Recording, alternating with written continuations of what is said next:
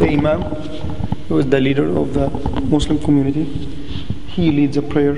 He stands in front of everybody. People gets in rows behind him, like in a very straight rows. Has to be very straight. Everybody touching other one. So we touching each other, praying behind the Imam. We pray like 5 times a day. The Imam is here, and everybody behind him. We were talking about the Friday, what happens on Friday. That's what we call member. That member, the Imam climbed it on Friday, and he gave the speech that I was telling you about. That's once every week. Then everybody here is listening to the speech, and then after he finished, he led them in the prayer after the speech. That's exactly what we do over here. Some of the nights, like after the prayer, we give some lectures where the Imam can sit on the chair or just stand up or even on the member, and he addresses the congregation by giving them some teachings, instructions, or that's mainly we have this hall for this. That is for men. Upstairs, if you see in the back, we have the ladies section, where the ladies can join us, as I told you earlier, in prayer. They just do the same prayer with us without any difference, but they just have their own section. They have their free time over there, and they have their classes, and then there are some sisters of the community, they give them classes, and myself, I give them some classes weekly for the sisters upstairs. If we have some kids, the way it works, that the kids should be in the back, because we don't like the kids to interrupt the congregation. So this has, I told you, it happens.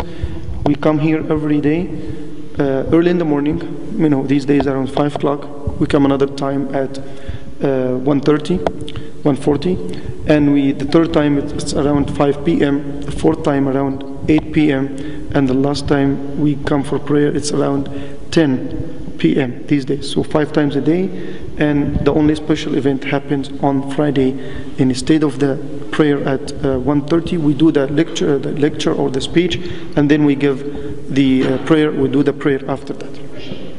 We have some classes going on. We teach the community the Qur'an and the Sunnah, and can be done over here or can be done in the back. So mainly here it's all for prayer. That's our prayer hall for men. On Friday, when we get a big number, we expand in the back. We have the gym in the back, so we just do the same prayer, but who comes late, they stay in the back and they follow the same prayer. So I'm going to show you the other place. If you what I see, that's it. These bookshelves mainly has the Quran, because the Quran is something that we should read as much as we can, and it has some books about the teachings of Islam, but mainly has Quran, because everybody comes like early for prayer. They stay and they read Quran, because in our religion, when you read more, you get more what we call good deeds. So you do something good. When you read more, it gets you closer and closer to Allah, our God subhanahu wa ta'ala. We have our youth club, and we encourage the youth to come here. We teach them, we give them lectures, and still there's some fun. So they can play basketball, they can spend their time over here.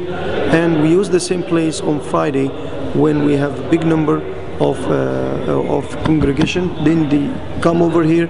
We have the sound system, we have the TV, so they can see the speaker and they can follow him in the prayer. This is a minaret of the masjid. We call it in Arabic the Zana, and this is a sign that there is a masjid over here. And not all the masjid they have the minaret, but usually the big masjid they have minaret, just sign that there is a masjid over here.